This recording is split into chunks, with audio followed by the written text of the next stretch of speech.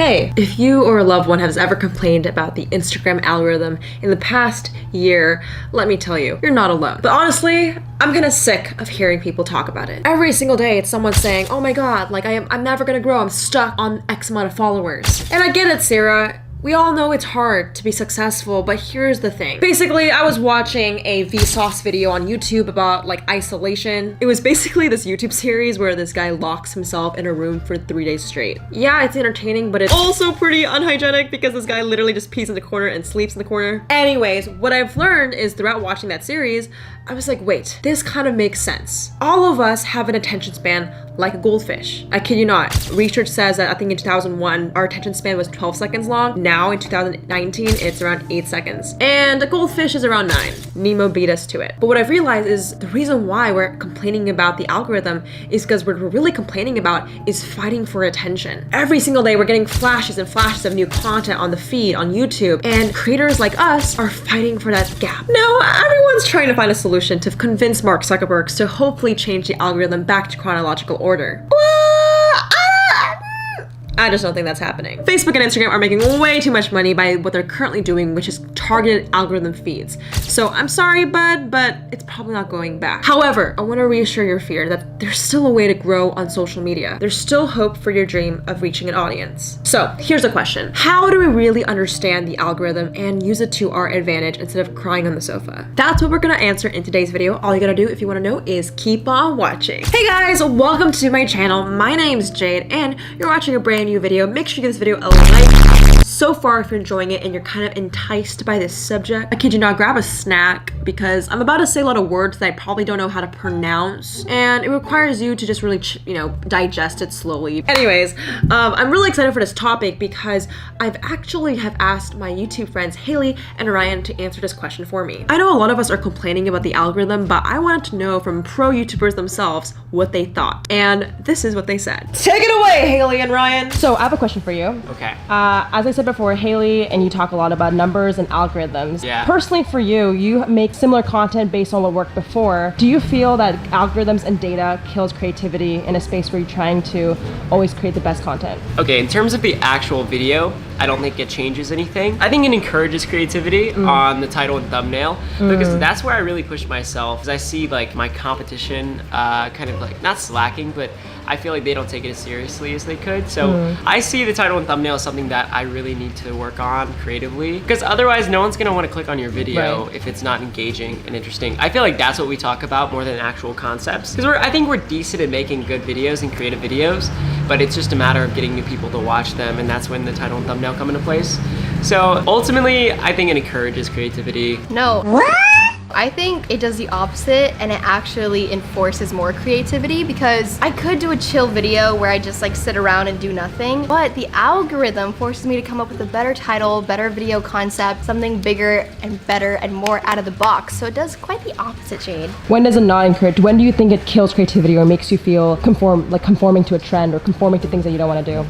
I think whenever you sacrifice your style, when you sacrifice what you're passionate about for the algorithm, that's when it can be detrimental to your channel ultimately, because it's just not sustainable if you're making videos that you don't want to make. I think it's something to consider. It's definitely a balancing act for sure. All right, cool. We learned that maybe we're not looking at it so bad, and there might be some optimism along the way. I don't know, I haven't met too many people that really saw the algorithm as positive, so you guys are going to love you, Haley and Ryan. But anyways, going back to what I was saying, the question here is, how do we really then utilize the algorithm to work for us? Because if it's really trying to benefit us creators, how do we do it? Where's the ABC formula, Jade? Just give it to me. All right. I want to give you the formula because I have the secret, but before I do, I think we need to take a look at Hollywood and Netflix so you can understand what I'm about to say. Now, I know this might be confusing, but just hang on with me. Let's just take a look at Hollywood first. Basically, we all know that Hollywood makes films and videos that are primarily mainstream and big productions. Literally millions of dollars go into making their films. Now, let's look at Netflix. Netflix these days are actually creating so much original content. In 4 years, they actually had a 3,000% increase in original content. And don't get me even started with YouTube. Dude, on YouTube, there's like, I think 300 hours of videos uploaded every single day, which means 5 billion viewers coming on YouTube. So what's happening is, as you can tell, tell, as traditional media goes away and we're focusing on digital, it's getting really competitive. There's a lot of people uploading, which means the attention span is getting more scarce. Now,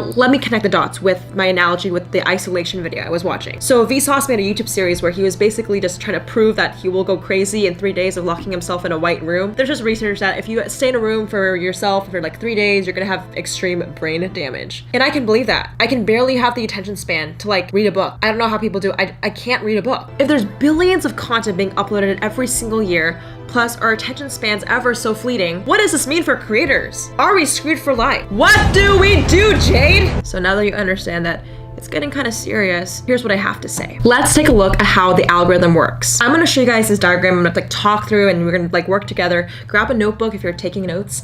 So basically this is how any AI technology works on your platform. So let's just take an example of YouTube. So on YouTube, if you ever search like how to bake a cake, there's a strategic layout on how those videos are ranked. There's a reason why maybe Martha Stewart is first and Hannah Montana is second, if that makes sense. So the order of how your feed looks is based on a few things. And one of the most important variables is specificness. Let me explain. I actually made a whole video about how to use the algorithm in the correct way. I'll link it below if you want to check it out. But for this one specifically, we're going to take a look at the specificness of your video. So what's happening is based on the keywords you search, right? So you kind of search for a video about how to bake a cake. YouTube will basically suggest videos based on who you are. What's happening is because there's a surplus of content uploaded, you can no longer can appeal to everyone at once. You're being segmented by our interests. So instead of finding how to bake a cake, you can find how to bake a cake for a broke teenager. What I'm trying to say is there's so much more diversity. It's actually kind of great. I mean, I used to watch YouTube videos where there was no Asian YouTubers, and you know, as more and more people started being okay with expressing themselves, I think it gives an even playing field for everyone. So take a look at this, okay? If you make more videos that are specific to a niche or a demographic, you're able to stand out not to everyone, but to that tribe. So, you know, maybe our attention span is fleeting and maybe we're competing against billions of other creators. Yes, your content needs to be good, but it needs to appeal to a certain demographic. So today I'm gonna teach you guys, you know, the 5 things you can use to make your videos more specific. Now, the main overall umbrella that you have to understand if you're taking notes, understand that you can make it more specific by being more narrow in the person you're trying to target. And there's a couple characteristics you can base it out of. 1, age. Age has a huge part in how you can be more specific. You know, instead of saying how to bake a cake, you can say how to bake a cake if you're under 21. You fill in the blank. Now, step 2, income. Income has a huge role because I know we're trying to be equal and all that fun stuff, but you know, diversifying for someone's income goal. For example, if you're someone doing education, maybe you make videos based on how much people want to strive for, whether it's $1 million or $100,000, or you're a broke teenager. More than ever, there's more ways you can unlock creativity. Now, 3, location. You've seen this a lot with creators, but you know, travel videos or Paris life hacks or things that are based in someone's city has made it really comforting because now, you know, in your own local home, there's a creator out there. So you don't have to resonate with someone from Los Angeles, but someone from your own hometown. So, you know, yes, there's a lot of creators, but now you can find the one that you can relate to the most. Now 4, gender. If you can resonate with not just gender, but someone's personality type or interest, that's a great way to be more specific. For example, if you're making videos about vlogging, maybe you can do, you know, a day in a life as a fill in the blank. I think when you add in the specificness of the keyword, it will help you rank higher on searches. The last thing is one of my favorites, which is behaviorals. Behaviorals are basically making people specific based on their character and their emotion. So I think this is a huge thing because you can use all the 4 points, but still lack specificness in someone's feelings. And I think it's super important. For example, if you're making videos for a sad day, happy day, you know, people watch YouTube for different reasons. Not to get deep, but like I did have a problem with like eating food and like a disorder and like gaining weight. And I remember I would go to YouTube to basically watch other people eat food so I didn't have to. Do not do what I just said. That was when I was in a dark place mentally and just couldn't really be happy with myself. I'm still working on it, as you can see. Emotion has a huge part of how people consume content and the way you interact with people. So I recommend you guys use those 5 ways to make something more personalized and specific. Now that you know all this, you're like, great, Jade, I'm gonna leave the video, peace out, it was great to know you. Wait, I'll be honest, okay? Most of you guys will not take action. You wrote this in your notebook, you maybe shared this to a friend, but you're not gonna do shit with it. Now, if you're someone who doesn't really care about social media, that's okay, but I know a lot of us want to maybe grow a brand online or, you know, quit your job or school and become a, you know, content creator. And this requires you to have some sort of discipline. And I know this is not easy. Making content that's specific is hard because a lot of you guys are scared to do that because it means you're gonna have haters. When you make content that's so specific to a niche, it's obvious you're gonna alienate a group of people, and no one likes to be left out. I have FOMO, you have FOMO, we get it. But let me tell you something, okay? If you ever have a fear of dealing with haters, I wanna leave you with this last piece of advice. When someone's hating on you for being specific, realize those people that are leaving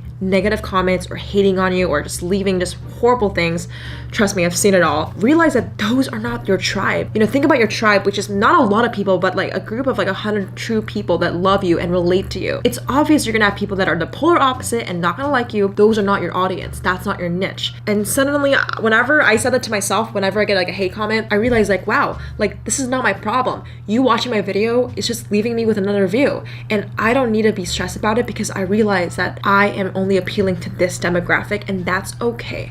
Not everyone's gonna love me, but I'm gonna be able to help these tribes because I'm gonna not play it safe. Playing it safe and not picking a niche doesn't really help you. All you're doing is just not really standing out. And as you can tell, when there's billions of content being uploaded every single day and our attention span is fleeting, the only solution is to be specific and find your tribe. Don't be afraid in being specific. Don't be afraid of the algorithm, and most importantly, just don't be afraid of the future. I know as technology progresses and we're scared of what fucking Elon Musk is gonna do on Mars, I think more than ever we just need each other to just say, hey, I'm here for you. And you know, as humans and the psychedelic of us, we feel like we're always alone, but you're not, okay? I'm here for you. The Dharma Nation, which is this community online of YouTubers, got your back. But I just generally want you to know, like, I care a lot about you, and I love for you to stick on this journey if you enjoyed and you want to learn more. Sincerely, from the bottom of my heart, my goal for this channel has always been to help people take their passion into purpose and realize this thing is real. Like, the social media thing that you thought was just a hobby is real. And I want to help you. So yeah, make sure you guys leave a comment. Oh, shout out to the comment winner. Shout out to the comment winner. Comment on this post to be featured in the next episode. If you want to be the next comment winner, all you gotta do is comment below. Let me know your thoughts. I don't know if you guys enjoyed this video. I definitely went outside of my typical niche. Sorry, I'm not using my own advice. I hope you guys enjoyed. I'm actually teaching a live webinar about how to use AI and data for your content. Basically, if you want to know more how to work with me and be one of my students, I will link below how you can get mentorship from me and we can learn about marketing together. So check the link below. Follow me on Instagram, turn on post notifications. Dharma Nation, you guys rock, and I love you so, so much. And I will try to update you guys on my company. I know you guys are all curious to know how my app is going. We have so many users right now that I'm kind of going crazy, but I can't leave you guys waiting. So I'll keep an update. So make sure you just turn on post notifications, okay? Okay. Catch you guys in the next one. Cool.